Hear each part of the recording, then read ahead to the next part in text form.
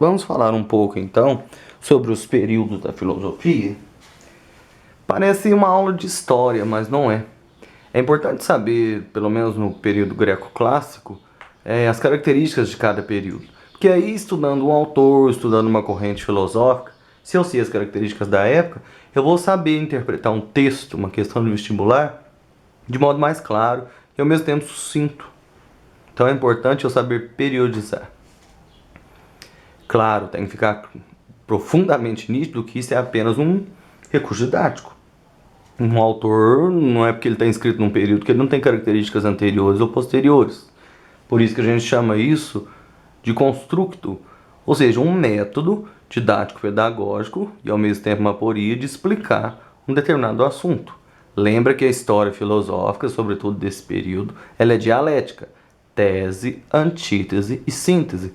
Um autor aparece com afirmações, teorias básicas, outro autor se contrapõe a ele e novos autores ou novas linhas de pensamento nascem a partir da contradição entre eles. Por isso que a gente pode dizer que a história filosófica é a contradição nela que é o cimento social de novos eventos. O que eu quero dizer com cimento social? O que dá liga, o que subjaz, o que torna-se paradigma para novos autores é justamente a contenda, claro, entendo dizer que contenda sadia entre eles, de uma afirmação e uma negação, é que a sociedade se move, o pensamento amplia e às vezes também reduz. Então é importante que isso fique claro. Sempre há uma razão do ser para cada fato filosófico, com afirmações e negações. Portanto, tese, antítese e síntese. O primeiro período é o chamado pré-socrático ou cosmológico. Costuma-se datá-lo do século 7 a.C. até o século 5. Claro, não se pode negar a importância da figura de Sócrates. Por mais que exista aí debate da existência dele ou não, ou se ele é só um alter ego escolhido por Platão para falar das teorias dele, o fato é que ele foi uma figura tão notável que a gente pode dizer que existe uma filosofia antes de Sócrates e uma depois de Sócrates. Mas o enfoque que eu quero que vocês deem aqui, por favor, prestem atenção, é o enfoque para o termo cosmológico, também esse período ser chamado de cosmológico. Já cabe aqui em outras aulas que nós falamos da arqué, da preocupação com o cosmo, o que constitui a realidade enquanto tal, o que ordena e ao mesmo tempo desordena a nossa existência. E aí a arqué, a busca do princípio fundante de vários autores pelos quais nós já passamos em outras aulas. Também neste período tem os filósofos da physis. Physis aqui entenda-se natureza, mas não natureza como lugar geográfico, paisagem em si ou apenas ambiente. Entenda a natureza como natureza ou física do mundo, uma coisa mais ontológica, mais profunda. O que dá sentido, origina e ao mesmo tempo causa a existência do mundo enquanto caos e enquanto ordem. Essa é a base daquilo que a gente chama de natureza naturante, que nós vamos falar em outras aulas. O período socrático ou antropológico, veja mais uma vez o nome do Sócrates batendo pesado, já é do século V, fins de século V, como alguns datam, até o século IV a.C. As reflexões se voltam para o homem, o ser humano enquanto artífice dos fatos. Ele gera fatos e os fatos geram novos seres humanos. O próprio costume, o jeito de vestir, o hábito, eu determino um novo, mas influenciado, caso queira, por costumes anteriores. Sociedade é sempre dialética. Antropo, o homem, em grego, logos, estudos, ou discurso. Então, antropologia com o homem no centro, o discurso do homem. O foco aqui é aquilo que a gente chama de psique. E psique é alma, daí a própria palavra psicologia ser, na origem do termo, estudo da alma, ou discurso sobre a alma. Profundamente racional, a psique é a alma humana, mas dissolvida num campo do raciocínio. Sócrates e Platão vão centrar as teorias dele no homem e suas relações, que a gente chama de ad intra e ad extra. Dele consigo mesmo, interiorizando, ou isso que a gente chama de imanência, e dele com os demais, externalizando, que a gente chama de transcendência. Os pressupostos, ou são pressupostos nessa época, sistematicamente as questões básicas da existência humana. Quem sou, de onde vim, para onde vou, como devo viver.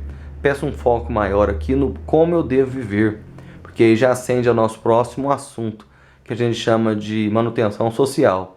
No período antropológico, lembra lá do castigo de Sócrates ou suicídio de Sócrates? Ele foi acusado de, por causa do método dele, da ironia e da maiêutica, ironia mostrar através do discurso a ignorância do interlocutor, e a maiêutica fazer parir o conhecimento. Ninguém sabe mais do que ninguém, o conhecimento está interno, a filosofia é o processo de parir esse conhecimento.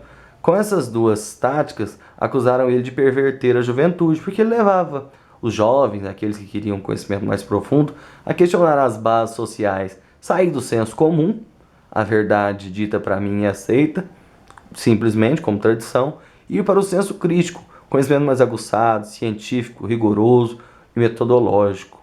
Como ele fez isso? Ele foi acusado de corromper a juventude, ou ele saía dali desfazendo suas teorias, ou ele foi obrigado a tomar cicuta, um veneno, e justamente o que ele fez para não contradizer e não se demonstrar desonroso com as teorias dele.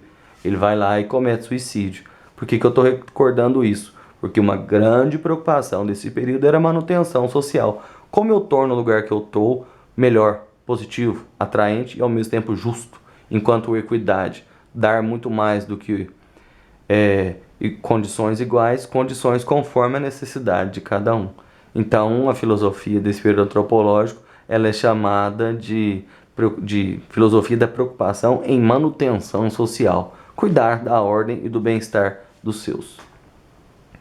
Depois, o período que a gente chama de sistemático, entenda aqui, rigoroso, no sentido escolar, pedagógico, científico, crítico, do século IV até o século III a.C.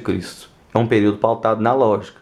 E como não podia deixar de falar, o pai da lógica é Aristóteles, discípulo de Platão, mas rompeu com ele por causa que Platão era profundamente ligado à transcendência, à alma, ao racionalismo, e já Aristóteles era profundamente ligado ao empirismo, à questão da natureza. Nada fora em outra realidade, mas aqui nada chega ao intelecto sem passar pelo sentido, dizia ele. Então, ele preocupa agora em sistematizar o que já foi pesquisado, o que já foi dito, até as teorias que, por mais que ele discordasse, ele queria jogar no campo do saber, por meio da escrita, da literatura, do experimento, das aulas, da oralidade. Então, ele tem nesse período uma grande preocupação com a sistematicidade, a categorização, colocar o livro, nomenclaturar, dividir em áreas do conhecimento, em áreas do saber, e também a mensura, tornar aquilo tanto dados qualitativos, do ponto de vista da qualidade, do teor que são feitos, e quantitativo, medido, calculado, distribuído, somatizado. Podia sim e se devia, claro, produzir conhecimento, mas a grande preocupação, que também era vital, era sistematizar o que já foi produzido. E aí como que é feito isso? Por meio de proposições, para clarear os raciocínios. Muito mais agora do que saber um conceito, era importante também distinguir do que se tratava esse conceito e clarear. Os alunos fazem muito isso em forma de tópico. Eu pego uma frase e dela eu tiro elementos do qual eu escolho um deles e melhor especifico, melhor elucido, clareio o que foi dito. E o período helenístico ou greco-romano, aqui vamos lembrar de Alexandre o Grande, ele faz a helenização, ou seja, ele amálgama, ele une, ele distribui, ele permite que seja dissolvido por todo o império dominado os costumes, os sistemas e os valores gregos pelas demais regiões. A palavra da vez aqui é a ética, o estudo do bem viver. Como que eu, embora num período de guerras, constantes conflitos, depois eu podia lidar com os povos conquistados sem que eles se rebelassem? Então a filosofia preocupava-se muito com a ética, o ethos, o jeito de ser, a reflexão filosófica da moral, como que o agir e o dever agir deveriam ser tratados neste período, a ideia de certo e errado. Uma coisa é certa, mesmo que todos digam que é errada, e uma coisa é errada, mesmo que todos digam que é certa. Mas como delimitar esse justo meio? Foi um tempo marcado por guerras, dominação, mas também com uma profunda preocupação com regras de conduta. E aí, aqui vão estar os autores da nossa próxima aula, os epicuristas, os estoicos e os neoplatônicos. É isso, pessoal. Por hoje